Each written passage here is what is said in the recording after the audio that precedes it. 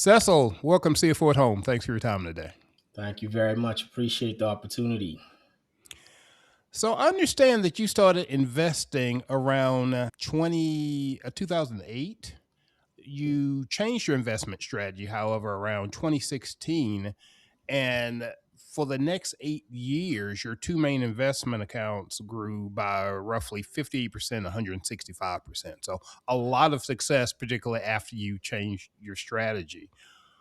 What was your investing approach before in those early years? And what was the shift that led you to the sustained success that you've seen since? Yeah, cool. Good question. So I think prior to 2016, I would be what I was called a gambler. I don't think I was investing to for sustenance. I was just investing because I treated it as a game.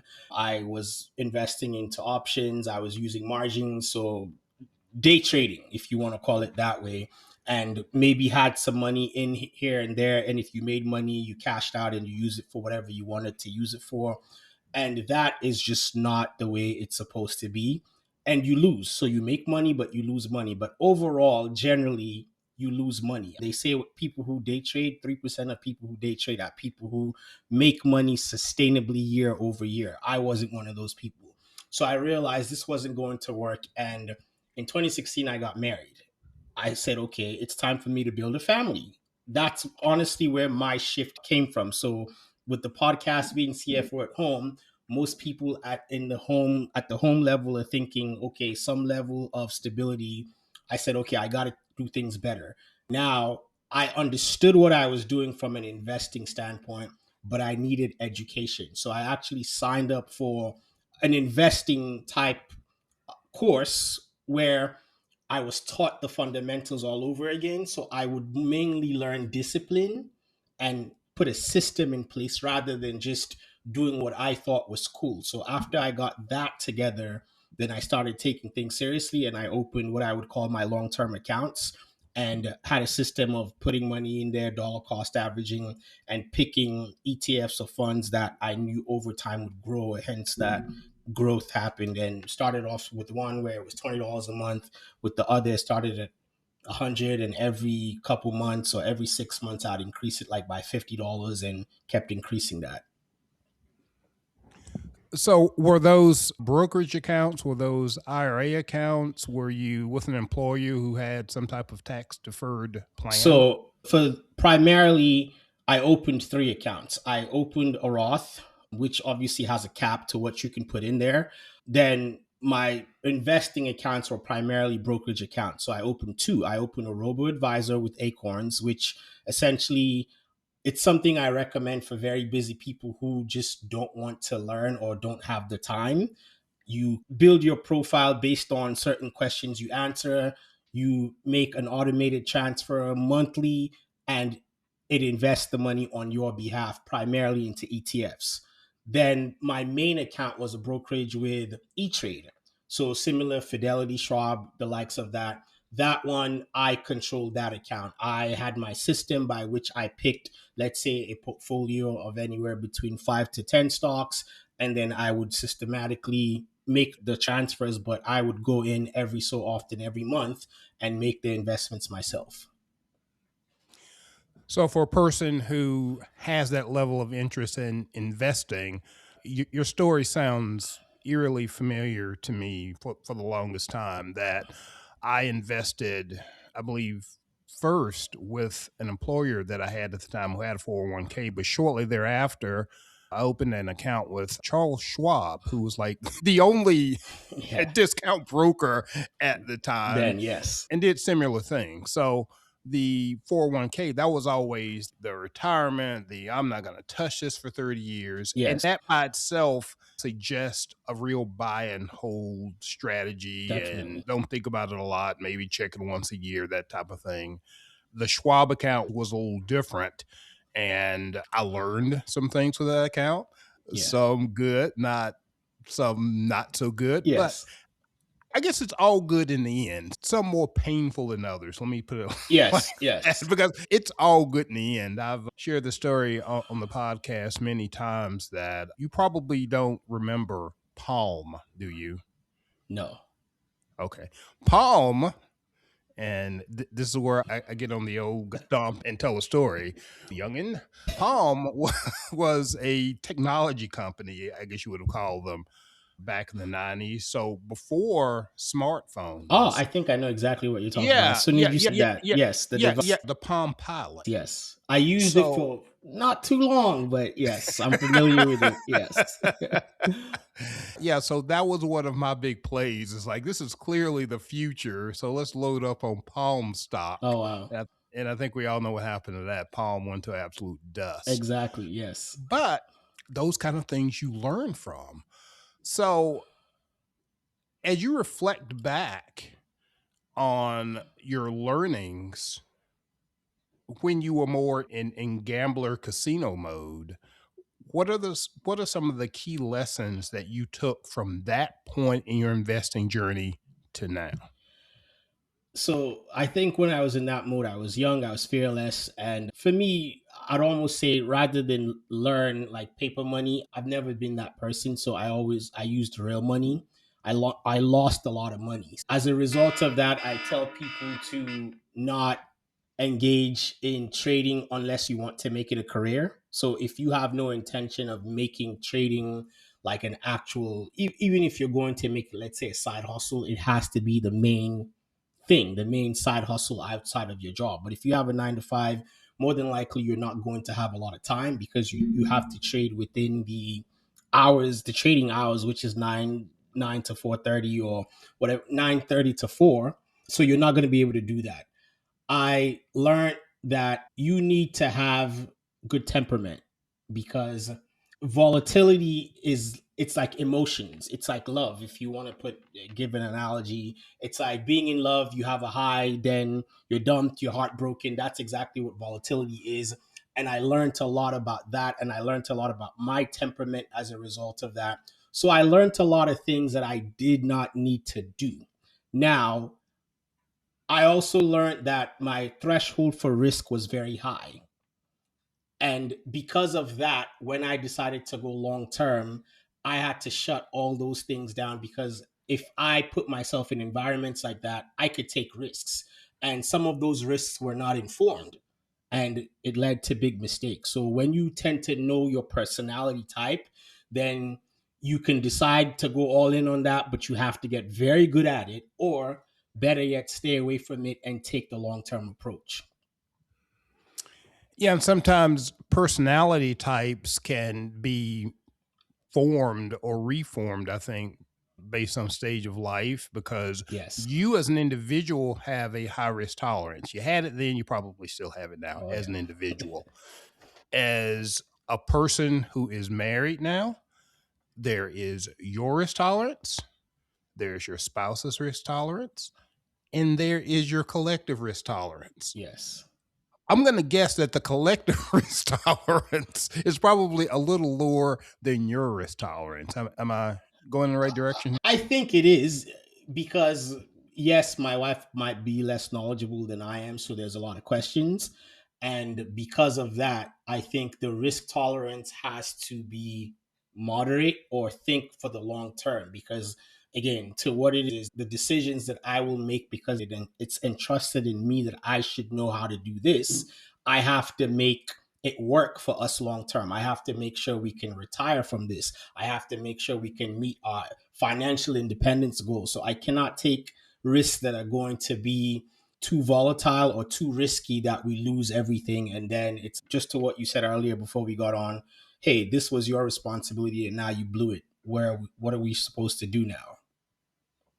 Yeah, yeah, that's where we were discussing the whole CFO at home concept Yes. and how, and but specifically if you apply that to investing, Yeah. it is one of those areas where I feel like that person really takes on a particular burden simply because you may not be an investment professional. Most of us aren't investment professionals, but yet, if we're playing that role in our homes, we have that pressure on us. So there's something that we need to do about that in terms of self education, reach out to financial professionals. We all have our different mixes of how we deal with that, Yes. but it is. It's something that I wrestled with for quite a while until we got to a point where it appeared I was kind of knew what I was doing. Yeah. But over the decades, it's probably the one that I have sweated more than any other. Yeah, yeah. I think people figure out what they're doing with time, and that's why I just teach people that if you have goals and your goals, you want your goals to be realistic, you need time. And with time, you need discipline and you need systems. If you have that in place, then I think you create a long runway for you to succeed. So easier to visualize once you have those responsibilities on you.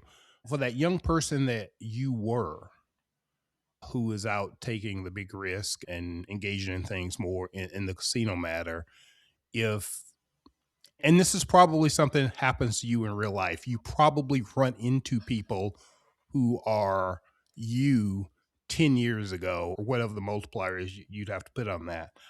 What's your advice to them? How do you get them to try to see the bigger picture? So I think there's a lot of things. I have this thing called the cash framework, and cash just means clarity, accountability, structure, and habits.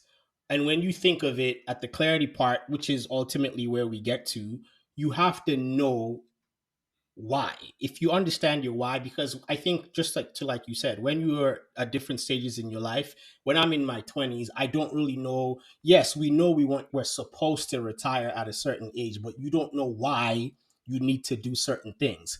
But when you get to a certain level, let's say over 40, or you start a family, you have a wife, you have children, then your why becomes more clear, and it's not just based on what your needs are. So you have to understand your why. Now, obviously, at that level as well, you're bringing in an income. You need to know where your money is going. You probably need to have some level of budgeting within the family or with what you do. You need to know what your money is for. And once you have that foundation at the clarity level, then you're going to know why you need to invest your money. That doesn't necessarily happen for people at the younger stages of their lives. They're still like work, they're still trying to figure out everything else, saving, investing, and all that stuff. So it's difficult, but I think to if someone were advising a younger me, I wish they would tell me quickly to really dig down deeply to understand your why at the different stages of your lives. It will change, but ultimately it still leads to the same goal. Ultimately, you could say freedom, because most people would use the word I'm searching for freedom. Freedom at 30 is different from freedom at 40 versus 50 or whatever the game is, but ultimately it's taking you down a path, which is a journey that will change over time, but the end game is still the same. So I think if you understand, if you have clarity at that level, then you understand how you keep yourself accountable, you understand what structures you need to put in place and what habits need to be you need to surround yourself with to accomplish those goals. Yeah, and of course, the tricky part is, and you said it well, is clarity is not always what any of us specialize in our 20s. I know for me, it most certainly was not, or having the big picture in mind or anything else, which the cruel part of that with investing, of course, is the earlier you start, Yes.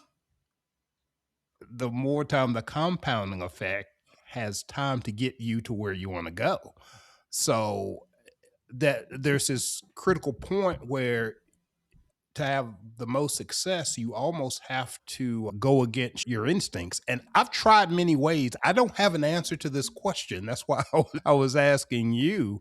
I'm almost down to, particularly if it's somebody close to Hmm. me, you can't see this. Trust me on this one. Trust me on this one. And let's have the conversation again in 10 years, because I just don't know if I can rationally get them from here to there. So, particularly when I'm approached about a Robinhood account or trading, that kind of thing, now the first question I will ask is if that person is employed, Yeah. does your employer have a 401k? Are you getting the benefits of the match? It is super not sexy to talk about that, but it's like you need to at least take advantage of the match. Then let's talk about your Robinhood account, Exactly. that kind of I thing. think so. There's a level. What I normally advise or teach people is structure, and I emphasize structure. So if you are a 9 to 5 or even on the entrepreneurial side, the structure goes first is you have to have if your most employers have a 401k, put what the match is or at least get to that level, and then over time you can increase that. I like to tell people that it's like a pie, and retirement or freedom is different pieces of the pie. So if you have pizza, then there's 8 slices. Your 401k could occupy one or two of those slices, but it's your safety net. If all else fails, once you're putting money in there, you're always going to have that. Then the different pieces of the pie goes into your brokerage. You put money in there. Then maybe you go into alternative investments like real estate, crypto, and all these different things. But it's going to be different pieces that you put together to get this pie. So ultimately, to what you said also, it's very important that people learn that small money invested consistently will always beat big money invested emotionally. And when we are much younger, we invest with a lot of information. We don't invest with a lot of information that will make sense to us. So, to those younger people as well, I show them my Acorns account. And my Acorns account, I always say, was almost an experimental account where up until this year, I opened that 10 years ago. I only put $20 a month, and then it does this loose change thing, which will sometimes amount to, depending on your spending habits. But if you think about $20 a month for 10 years having turned into something now that's almost 30,000, we're not talking about 100 or 200. It's talking about $20 a month. That account is up about 78% over that 10 years. So when I physically show you the graph and I open that account and I show it to you, you might say, okay, it's just $20,000, $30,000. But I'm like, I've only been ever putting $20 a month. So think about it, as a young person, we can all afford that because we all spend $20 every month on something that we probably can't account for. So that's the mindset I try to get young people, or frame it that way and then show it to them. So there's no, hey, let me log in and show it to you if I have an opportunity to show it to you. So that way it sinks in a little better for you to know you can start small. You can start wherever you are. Oh, that is great. That is great. I wish I had something like that I could access. As a matter of fact, I might. I'm going to do some homework Yeah. after this conversation, because I've had one 401k through a lot of different corporate Yeah. acquisitions, but I wonder if I could go back and find the records from day one. That would be quite the story. But I love the way that you're doing that, simply because you can model those things Yeah. theoretically, and people do get the point to an extent. But for you to say, I put my $20 a month into this account, look how much it's grown to, my money.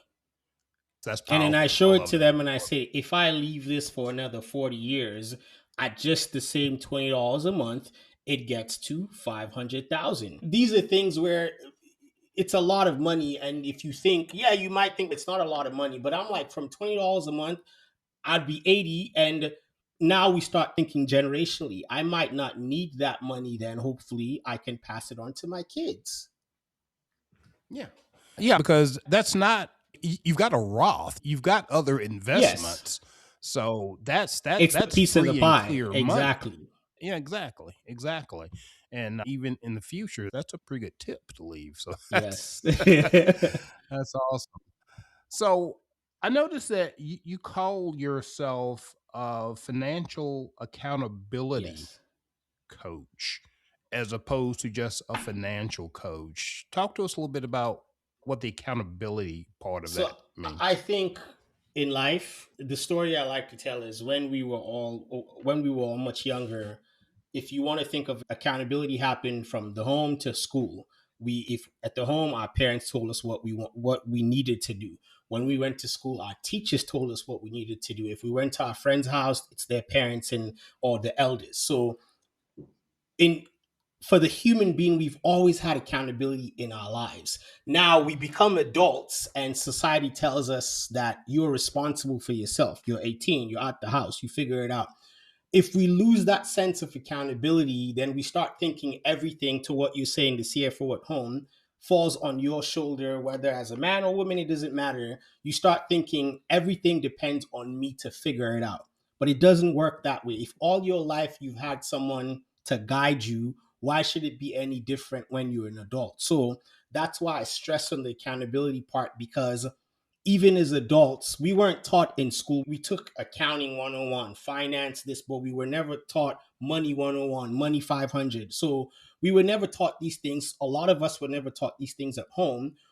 But we still need that guidance. We still need to figure out how to budget, but how you take that savings and turn it into investments. That's where I come in. I'm the accountability partner that you have to not say, hey, I'm not there to yell at you. I'm there to say, let's create a system, small, repeatable actions. Let's automate those contributions and let's do it consistently over time. And my job is to give you that nudge. My job is to be your guide.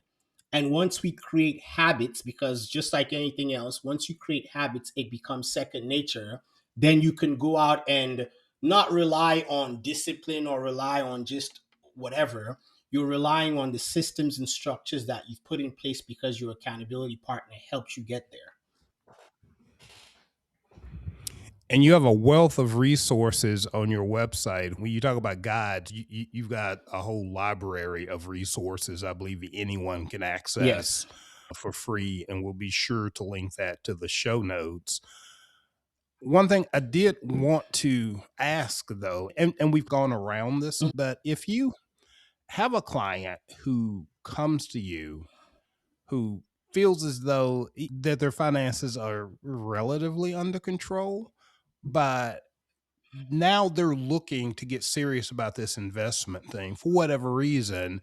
Maybe they're getting Yeah. married and they really want to get a different mindset around this investment thing. You've got tons of resources that address that. People can talk with you one on one.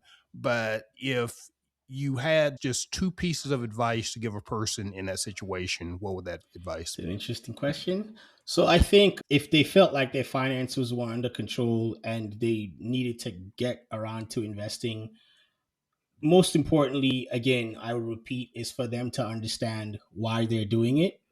So, and this is a question that when asked, people just can, 9 times out of 10, I get financial freedom, but it has to be deeper than that. You have to truly understand your why. What does financial freedom mean to you? Because what it means to me could be different from you. So when you deep dive into your why, then you understand at that level, okay, why do you need to do this? And I think most importantly, once you figure that out, you need structure, a system in place. That structure, a system involves automation, a lot, because we live in a world today where we want to remember things. So another analogy or example I'll give is when we're much younger, we don't use calendars.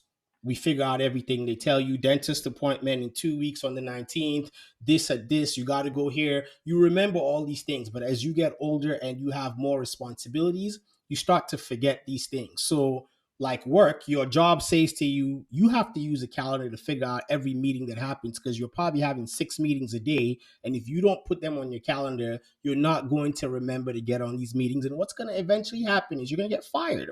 It's the same thing in the home. You have to have a calendar to remind you of these things. So that's what automation does. It's not reminding you, it's working in the back end for you so you don't have to remind yourself of these things and that structure. So, one, understand your why. Two, put a system and structure in place so you don't have to keep reminding yourself of that because it'll grow behind the scenes. Like you said earlier, compounding grows. You don't have to worry about it, but you have to have the system for it to let it grow. If anyone asks me my secret to whatever, and I even hesitate to say it like this, financial success that I've had in my life, I would say, particularly in terms of preparation for retirement and that kind of thing, I started contributing. I kept contributing consistently over Yes. decades, and I kept my grubby little hands off of it.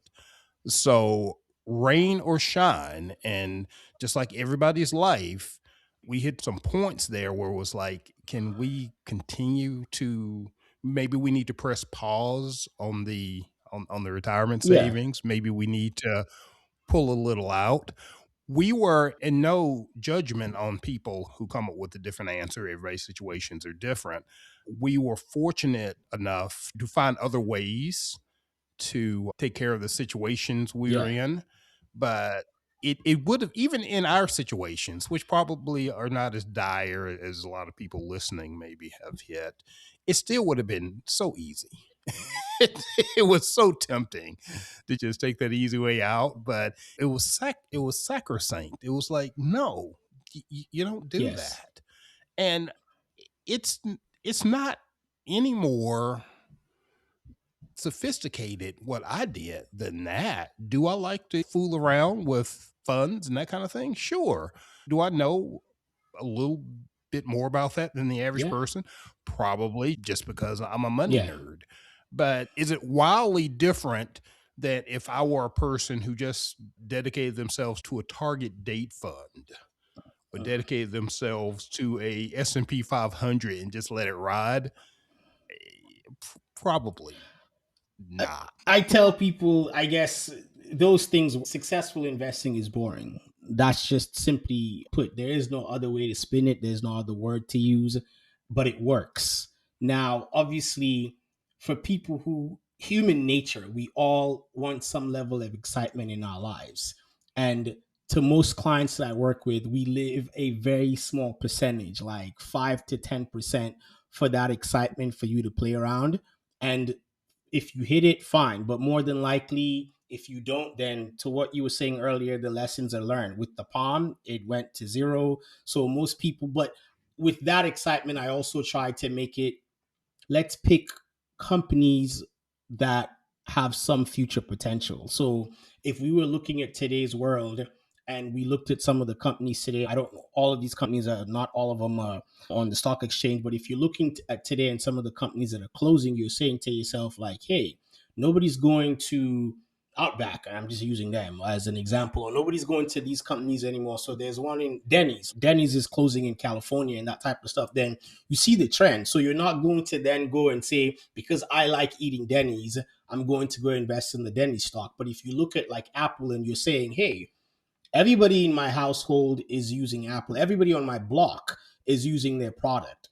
And if I look at how they're trying to fit into the future, then it makes sense. The ecosystems around the internet is built on those things. Or if you look at Microsoft, the ecosystems are built around these things. Then it's easier for you to still pick these companies and have some level of excitement by watching the news every day and watching them go up or down, if that's the kind of excitement that you're looking for. Right. That's a great way of looking at it. And also, maybe if you take care of your investments, They'll take care of you. yeah, exactly. And it's not the most exciting thing ever. You got this on this side. And if you want excitement, go to Vegas. Those, those are two separate piles of money. You're managing your money responsibly. You've got your retirement taken care of with your recreational Exactly. money. Like I said, go to Vegas. That way, psychologically, you're not getting the two mixed Yeah, up. exactly. Exactly. It's important that people understand that we need that side of our money to multiply, compound, and grow for us to be able to live in, because nobody wants to work forever. And we, that's what's going to take care of us in the future without us putting that much effort into the hours we trade for money.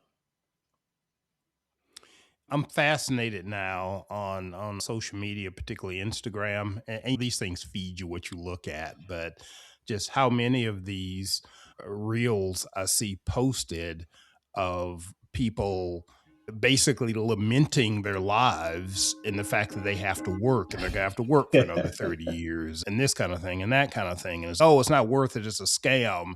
It's a corporate conspiracy or something. I wonder what they're doing about it. And I'll just leave that at that. I'm not Hey, going to go off on one of I my I certified know, I mean, I rants, but support you that's on just that one. I think my opinion. ultimately for the people who are listening and the people who are looking for solutions, we have to understand that some level of effort, time has to be put into the outcomes of what we want. You have to work with intention. So they say sometimes overnight success takes 10 years, and they're using that, not necessarily literally saying that, but it's for you to get the concept that for in order for success to show up, you have to put the time on the back end. And part of putting that time on the back end, again, I'll go back to the resources that you offer. Your website, your online headquarters is cimiflymoney.com. That's Cimifly, Cimi, Yes. flymoney.com. We had a little discussion about pronunciation Yes. earlier, and I just think that's the coolest thing in the world. And it goes to each individual Cimiflymoney.com. for them to see themselves fly. So that's the whole point. I love it. Tell our audience, and again, the link will be in the show notes, but tell the audience just for a minute about the resources Yeah. they can find So there. if you go to cmiflymoney.com/resources, there's a lot of information.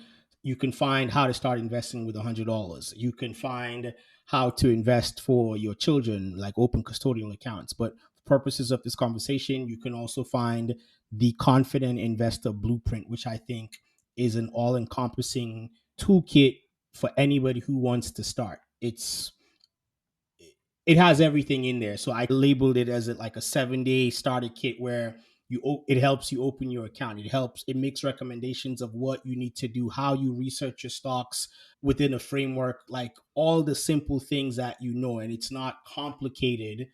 And once you get through that, you can use it over and over by section to repeatedly figure out how to do things so you can get started. So for all those people who are just saying, hey, I need help, I need to figure this out, I can guarantee you, if you go through the Confident Investor Blueprint, you will be able to get started by yourself and then keep it going. I love it. Cecil, I want to thank you for your time. I want to thank you for really supplying all of those resources again for absolutely zero cost. If our listeners want to reach out to you one on one, maybe have that advice, I understand that they can do that through the website as Yes. well. And also your Facebook, your Instagram, your LinkedIn, all of those social media things are in the links of this episode as well. But as much as anything else, just thank you for your dedication to a subject that I try to talk about as many times as possible on this podcast, because I'm constantly looking for new angles that will hopefully strike a chord with listeners. I'm sure that this particular one will strike a big chord with a large Yeah. number of them. Thanks for Thank you very coming much, on today. Vincent. Really appreciate the time. And to all you listeners out there, like Vincent said, we are money nerds and we love to talk about this stuff. And we're more than happy to always just help people do the right thing and make sure they get to independence, freedom, or whatever they're looking for with money. Generally, just we're all looking for some level of happiness. And they say money might not be it, but it's a good down payment. So, yes. Thank you very much. Thanks. Appreciate it.